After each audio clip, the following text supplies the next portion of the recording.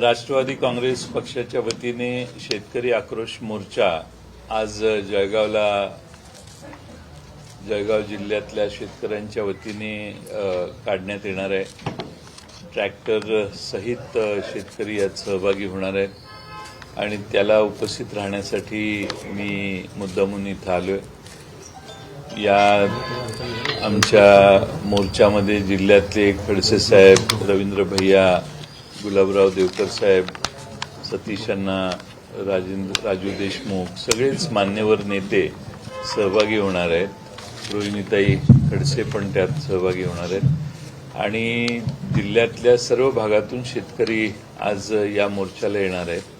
मला खात्री आहे की गेल्या 4-5 दिवसात जी अवकाळी पावसाने शेतकऱ्यांना तडाखा दिला आणि शेतकऱ्याचं जीवन उद्ध्वस्त झालं, त्यासाठी देखील या सरकारचे ला जाग आणण्यासाठी आम्ही सरकारला या धडक मोर्चात आम्ही या सर्वांचा ताबडतोबीने पंचनामा करावा आणि कोणत्याही परिस्थितीत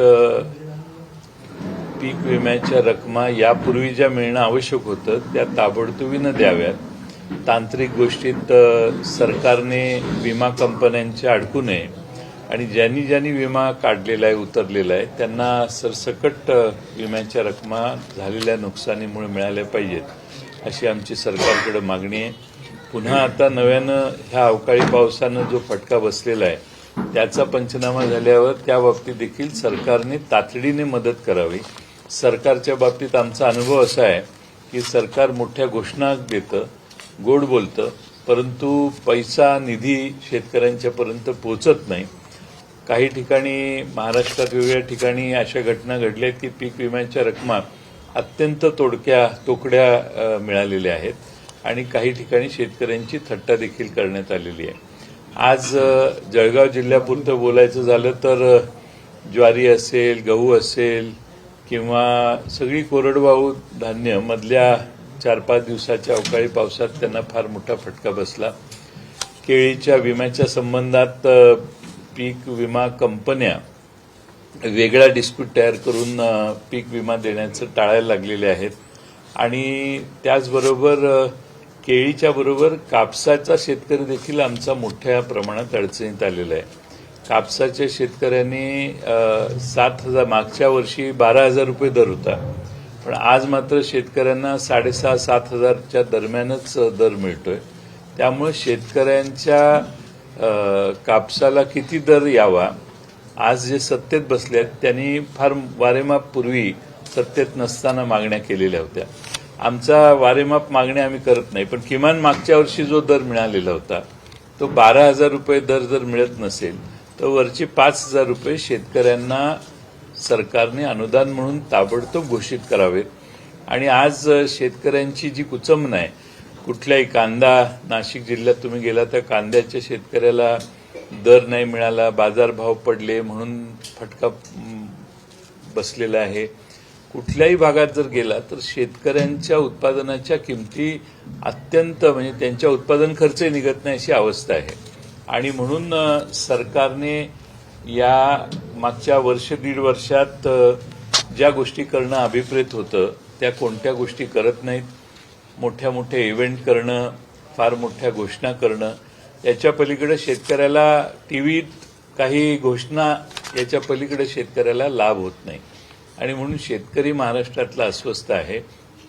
त्याचं प्रतिनिधित्व करण्यासाठी या ठिकाणी शेतकऱ्यांची भूमिका ठामपणानं मांडण्यासाठी राष्ट्रवादी काँग्रेस पक्षाच्या वतीने आज सर्व नेत्यांच्या उपस्थितीत आणि शेतकऱ्यांच्या उपस्थितीत आज जळगावला जिल्हाधिकाऱ्यांच्या कचेरीवर आम्ही आक्रोश मोर्चा शेतकऱ्यांचा नेणार आहे। जळगाव जिल्ह्यात विचार केला सर तर कापूस हा प्रामुख्याने जळगाव जिल्ह्यावर राहतो।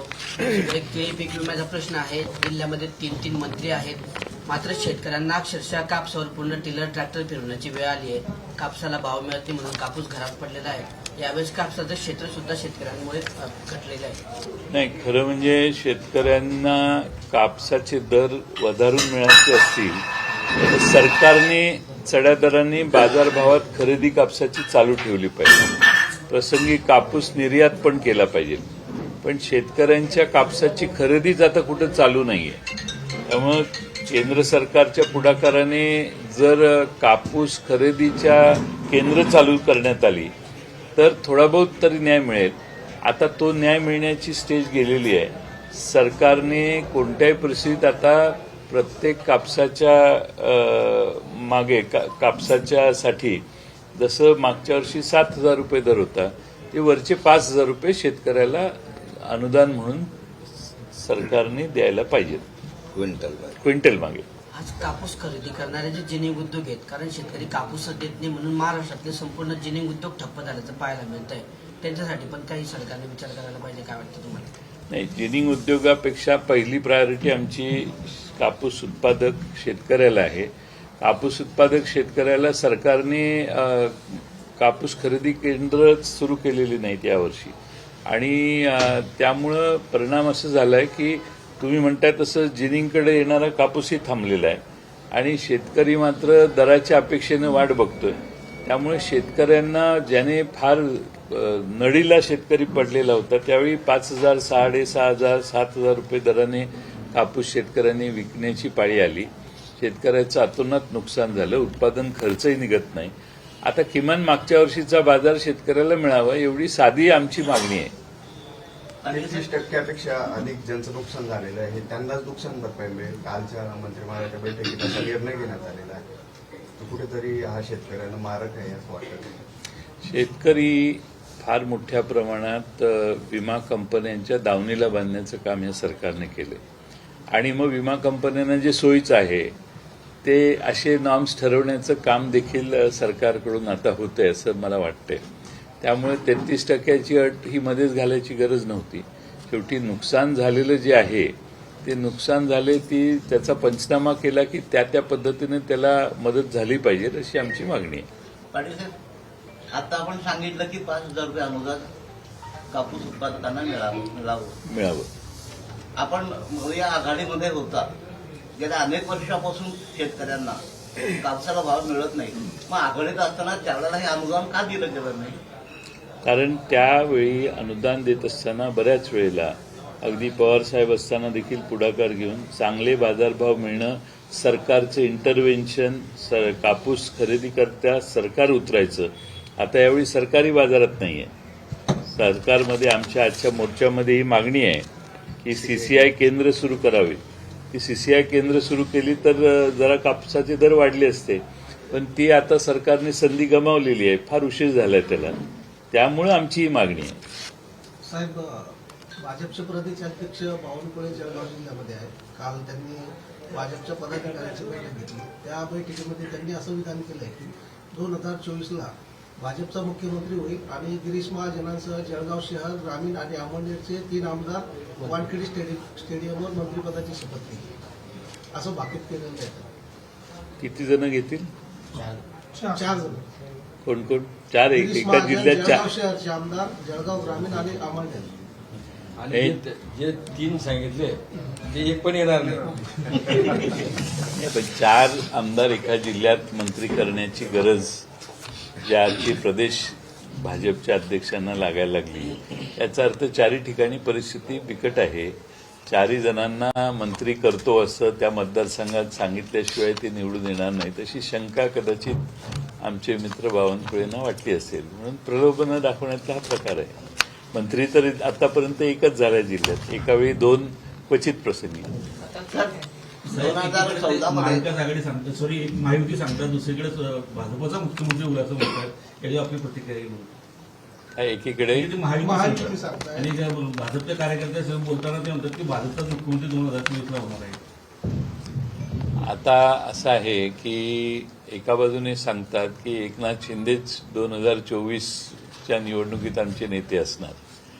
किती विरोधाभास चालू आहे आणि प्रत्येक भारतीय जनता पक्षाचे प्रदेशचे अध्यक्ष बोलतात त्यावेळी ती सरकारची अधिकृत पक्षाची अधिकृत भूमिका असते.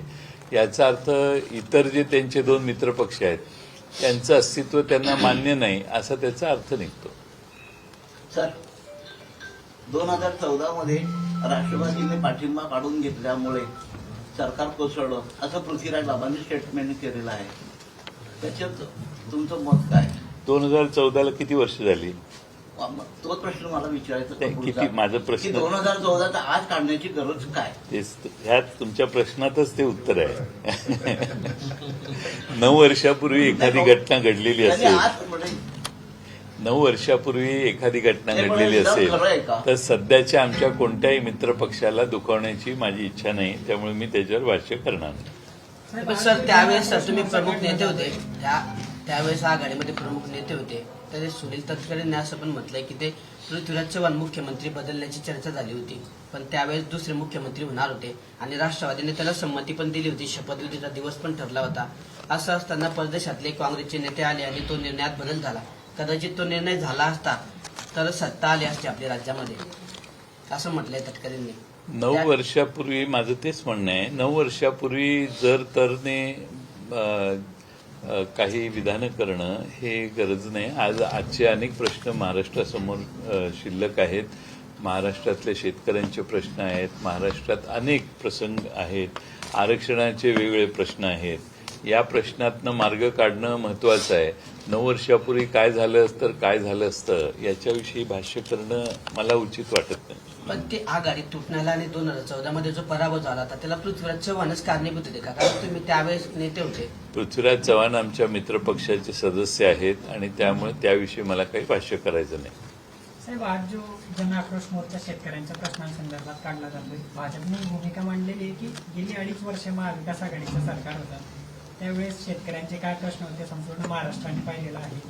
आणि 2.5 वर्ष मुख्यमंत्री मंत्रालयात किती वेळेस आले, विधिमंडळाच्या बैठकांना किती वेळेस हे झाले, शेतकऱ्यांचे किती प्रश्न सोडवले, म्हणजे नैतिकदृष्ट्या त्या 2.5 वर्षात जेव्हा जेव्हा शेतकऱ्याला संकट आलं शेतकऱ्यावर, तेव्हा तेव्हा आमचं सरकार धावून गेलं आणि मुख्यमंत्र्यांनी विशेषतः लक्ष घालून महाराष्ट्रातल्या कोणत्याही भागातल्या शेतकऱ्याला उघडा पडून दिलं नाही. आज आपल्याला याच्याविषयी त्या 2.5 वर्षाच्या कालखंडात जे आमच्याकडे सगळे मंत्री होते तेच तिकडे जाऊन मंत्री झालेले आहेत. बऱ्याच जणांना त्या जबाबदाऱ्या देखील मिळालेल्या आहेत. त्यामुळं हे प्रश्न 2.5 वर्षाच्या कालखंडात काही झालं नाही असा जो विचारला जातो तो राजकीयदृष्ट्या विचारला जातो. 2.5 वर्ष शेतकरी अत्यंत समाधानात होता. प्रत्येक अडचणीच्या संकटाच्या काळात सरकार धावून गेलं आणि त्यांना मदत करण्यात आलेली आहे आणि भरीव मदत केली आहे. म्हणूनच आज महाराष्ट्रात महाविकास आघाडीची लोकप्रियता आजही टिकून आहे. काल विषय असा होता की आता ज्यावेळेस शेतकऱ्यांचा विषय येतो, विरोधकांकडून सरकारवर टीका केली जाते, त्यावेळेस सरकारचे मंत्री नेहमी एक डिफेन्सिव्ह भूमिका घेतात की आम्ही एनडीआरएफचे निकष बदलले, शेतकऱ्यांना दुप्पट भरपाई दिली. पण वास्तव परिस्थिती अशी की एकही शेतकऱ्याला आजपर्यंत 1 रुपयाची मदत मिळालेली नाही. म्हणजे सरकार कुठंतरी अपयशी ठरतंय का? सरकार पूर्णपणाने अपयशी ठरलेलं आहे, कारण सरकारने घोषणा केल्या आणि प्रत्यक्ष कृती याच्यात प्रत्येक वेळेला अंतर पडलेलं आहे. त्यामुळे सरकारवर लोकांचा विश्वास राहिलेला नाही. सरकारने महाराष्ट्रातल्या शेतकऱ्यांना आता मधल्या काळात दुष्काळ घोषित केला, काही ठराविक ठिकाणी दुष्काळ आधी घोषित केला, मग शेतकऱ्यांनी आंदोलनं केली, मागणी केली. आमच्या राष्ट्रवादी काँग्रेसच्या अनेक जिथे दुष्काळ पडला तिथल्या सगळ्या कार्यकर्त्यांनी तहसील कचेरीत धाव घेतली आणि तहसीलदार, जिल्हाधिकारी यांच्याकडे मागण्या केल्या महाराष्ट्रात. त्यामुळे हळूहळू नंतर आणखीन काही सर्कल हे दुष्काळ सदृश्य परिस्थितीच्या नावाखाली घोषित करण्यात आले. आता दुष्काळ सदृश्य परिस्थितीत असणाऱ्या सर्कलना आजही म्हणावी तेवढ्या सवलती आणि सोयी अजून सरकारने देऊ केलेल्या नाहीत किंवा मिळालेल्या नाहीत. त्यामुळे सरकारची अंमलबजावणीकडे लक्ष नाही. आता महाराष्ट्रामध्ये सरकार आपल्या दारी काही योजना आहे ना, ती शासन आपल्या दारी, तर ते प्रत्येक जिल्ह्यात जाऊन मोठे मंडप टाकून इव्हेंट केले जातात. त्याच्या आधी 1.5 महिना सगळ्यांची महत्वाची जी सर्टिफिकेट किंवा महत्वाचे निकाल द्यायचे असतात ते थांबवले जातात आणि मग ते त्या स्टेजवर बोलवून स्टेजवर वितरित केले जातात. त्यामुळे एकंदरच बघितलं तर सरकारचा प्रशासनावर अंकुश नाही. सरकार वेगळ्या भूमिका, सरकारमधले मंत्री वेगळ्या भूमिका घेत आहेत. मुख्यमंत्र्यांचा सगळ्या मंत्र्यांच्यावर अंकुश नाही आणि सरकारमध्ये एकसंगता नाही. आणि त्यामुळे सरकारचे निर्णय शेतकऱ्यांच्यापर्यंत महाराष्ट्रातल्या ग्रामीण भागातल्या जनतेला दिलासा देणारे ठरत नाही. काल या ठिकाणी बावनकुळे आलेले होते. त्यांनी मराठा आरक्षणाचा प्रश्न अधिक सांगितलं की मराठा समाजातल्या सर्व पक्षीय नेत्यांनी एकत्र बैठक घ्यावी आणि मग आपल्याला जास्तीत जास्त कसा फायदा घेता येईल यावरती विचार करावा. जरांगे एकीकडे नेतृत्व करताना आपल्याला बघायला मिळतं. जरांगेंचं नेतृत्वाला श्रेय देण्यासाठी असं बोललं असतं असं वाटतं. नाही, असं आहे की महाराष्ट्रातल्या मुख्यमंत्र्यांनी मंत्रिमंडळ त्यांच्याबरोबर आहे. मुख्यमंत्र्यांची भूमिका वेगळी दिसते आम्हाला आणि मंत्रिमंडळातल्या काही मंत्र्यांची वेगळी भूमिका दिसते. भारतीय जनता पक्षाचे अध्यक्ष आज तुम्ही सांगताय ती भूमिका मांडतायत. म्हणजे ह्या सगळ्याच गोष्टी या नक्की सरकारचं धोरण काय. आता जरांगेंनी दिलेली मुदत संपत आली. 24 डिसेंबरपर्यंत त्यांनी काहीतरी मुदत दिली आहे. अजून सरकारने ठामपणाने काय निष्कर्ष काढणार हे अजून सांगितलेलं नाही. आणि दुसऱ्या बाजूने मंत्रिमंडळातलेच काही लोक महाराष्ट्रभर फिरून आपल्या भूमिका मांडतायत. माझी विनंती सरकारला, मुख्यमंत्र्यांना हे आहे की त्यांनी सगळ्या मंत्र्यांना एकत्रित बसवावं. मराठा समाजाच्या नेत्यांनी किंवा कुठल्या अन्य समाजाच्या नेत्यांनी बाहेर व्यासपीठावर बोलण्यापेक्षा महाराष्ट्रातली सर्व जाती समाज यांच्यात सलोखा टिकवण्याच्यासाठी मंत्रिमंडळात एक ठाम निर्णय घ्यावा आणि घोषणा करावी त्याची. पण सरकार तसं करताना दिसत नाही. सरकारमधले काही मंत्री एका बाजूला काही मंत्री एका बाजूला करून आपले, आता मी त्याच्यावर भाष्य करत नाही, पण सरकारने एकसंघ भूमिका मांडली पाहिजे आणि आम्ही वाट बघतो सरकार काय भूमिका मांडते. काल ते यावरच बोलले होते. काल आरक्षणावरच बावनकुळे बोलताना म्हणाले की मराठा आरक्षणाचे जनक हे देवेंद्र फडणवीस आहे. त्याच्यावर पृथ्वीराज चव्हाणांनी माहिती दिलेली आहे मधल्या काळात. आरक्षणचं काय झालं काय नाही. आणि आज एवढा मोठा महाराष्ट्रात तणाव निर्माण झालेला आहे ओबीसी समाज आणि इतर समाजांच्यामध्ये, विशेषतः मराठा समाजामध्ये. तो तणाव कमी करण्यासाठी सरकारकडून काहीच होत नाही. उलट हा तणाव वाढवण्याच्यासाठीच काही वातावरण निर्मिती होते का काय असं लोकांचा मत व्हायला लागले. त्यामुळे सरकारने स्वतः मुख्यमंत्र्यांनी आपल्या मंत्रिमंडळातल्या मंत्र्यांचं मत विचारात घेऊन सरकारची ओबीसींच्या बाबतीत काय भूमिका आहे, सरकारची मराठा आरक्षणाबाबत काय भूमिका आहे हे स्पष्ट सांगितलं पाहिजे. सर, आपको ऐसा लगता है कि भाजप ये सब करवा पहिले मराठी करेंगे.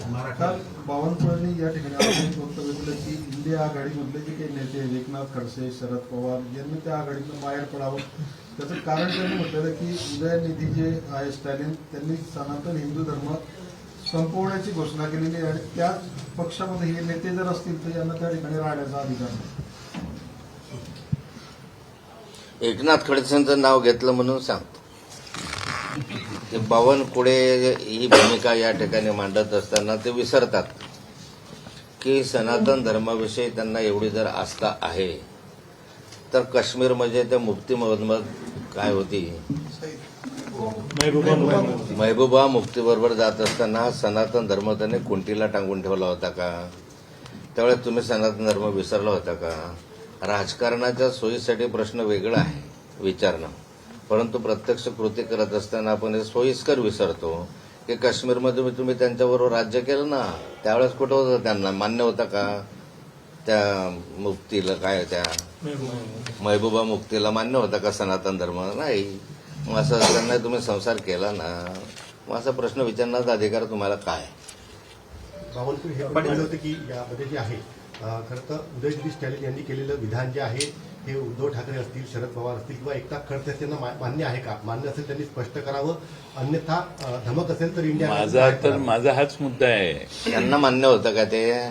त्याचं उत्तर त्यांनी आधी द्यावं. त्या मुफ्ती सईद बरोबर काय होतं त्यांच्याबरोबर जाताना ते मान्य होतं का? त्यांना जर ते मान्य असेल तर मग पुढचं उत्तर मी द्यायला तयार आहे. पाटील साहेब, सुषमा अंधारे यांना एक निनावी पत्र मिळालं आणि ललित पाटील प्रकरणात काही स्थानिक नेते, पोलीस अधिकारी यांचं नाव होतं, त्यांनी ती चिठ्ठी गृहमंत्रालयाला दिलेली आहे. आणि आता दोन्ही मागे आरोप लावला होता की ललित पाटीलचं जळगाव कनेक्शन होतं. तर या सगळ्या गोष्टी दाबण्यासाठी, पद्धतशीरपणे दाबण्यासाठी गृहमंत्रालय त्याच्याकडे सोयीस्करपणे दुर्लक्ष करते. काय वाटतं? ललित पाटील ही एक केस अशी आहे की ज्याच्यात सरकारमधले मंत्री कसे इन्व्हॉल्व्ह होऊ शकतात. एखाद्या गुन्हेगाराला हॉस्पिटलमध्ये नेऊन ठेवण्यात, त्याला बाहेर जाण्याची मदत करण्यात हे स्पष्ट झालेलं आहे. आणि सरकारमध्ये बसलेल्यांचाच त्यात हात आहे हे सगळ्यांना माहिती आहे आता. त्यामुळे सरकारने खरं म्हणजे स्वतः स्वच्छ आपण आहोत हे सिद्ध करायला इंडिपेंडंट त्याची इन्क्वायरी केली पाहिजे. आता तुम्ही सांगताय तसं सगळं गुलदस्त्यात ठेवण्याचा प्रयत्न सरकारकडून होईल आणि जळगावचं कनेक्शन जे आहे त्याच्यावर पांघरून घालण्याचा प्रयत्न करावा लागेल. पण किती वेळा पांघरून कशावर घालणार हे याला मर्यादा येतातच शेवटी. सगळ्यांनाच माहिती आहे काय ललित पाटील प्रकरण आहे ते. जळगावच नाही, एक मिनिट, जळगावच नाही तर नाशिकचं कनेक्शन, चाळीसगावचं कनेक्शन हे उघड झालेलं आहे. माझी मागणी आहे या संदर्भामध्ये की हे जे सांगितलं आहे ललित पाटलांच्या संदर्भात मंत्र्यांचा सहभाग आहे की नाही, नेत्यांचा सहभाग आहे की नाही, राजकीय कार्यकर्त्यांचा सहभाग आहे की नाही, हे जर तपासायचं असेल तर त्या कालखंडामध्ये वर्षभरामध्ये, 1.5 वर्षामधले या सगळ्या मंत्र्यांचे आणि सगळ्यांचे ज्यांच्या ज्यांचे संबंध आहेत जसं म्हटलं जातं त्यांच्या फोन त्याच्यातले तपासले जावे. त्यांचे पहा ना फोन नंबर, यांचे कॉन्टॅक्ट झाले आहे की नाही झाले आहे. मला खात्री आहे की यांचे कॉन्टॅक्ट त्यांच्याशी झालेलेच आहे. ससूनमध्ये कुण्याही एखाद्या वरिष्ठ मंत्र्याच्या शिवाय ऍडमिशन होऊच शकत नाही. जे जे कॉलेज ह्याच्यामध्ये हॉस्पिटलमध्ये होऊच शकत नाही. गुन्हेगार राहतात कसे? आणि त्यामुळे याच्यात डायरेक्ट मंत्री, मेडिकल एज्युकेशन मंत्र्यांचाही सहभाग असेल असा आमचा आरोप जो होता, त्या आरोपाला पुष्टी जर द्यायची असेल किंवा आरोप जर तपासायचा असेल तर ह्यांचे तुम्ही फोन नंबर तपासा. जर पाणी आहे काय म्हणतोय मी की सत्य आहे तर बाहेर काढा, नसेल तर आनंदच आहे ना मला.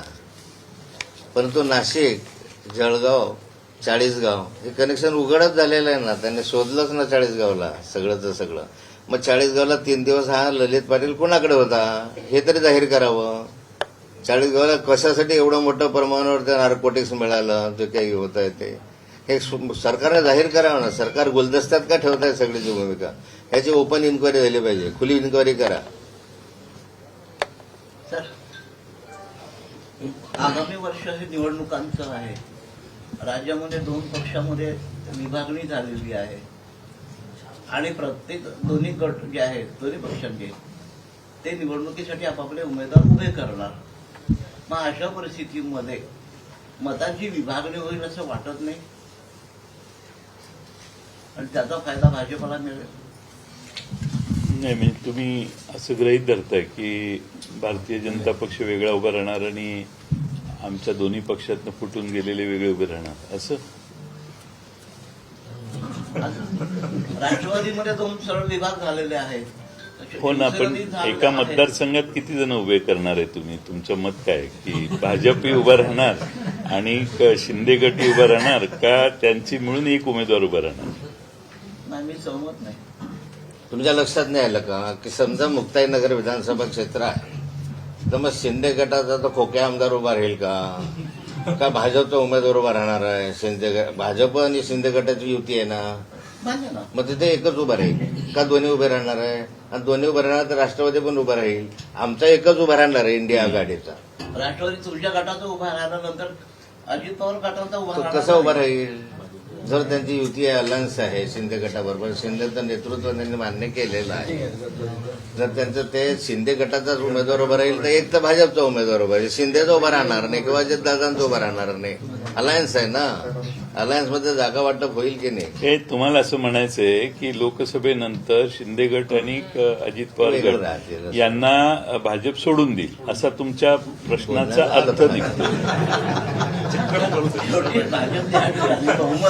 चला वेगळा घ्या. तटकरेंनी म्हटलंय की राष्ट्रवादीची जी सुनावणी सुरू आहे 6 डिसेंबर नंतर देशात बंद येऊ शकतात, प्रकाश आंबेडकर यांनी वक्तव्य. 3 डिसेंबरला 4-5 राज्याचा निकाल आहे.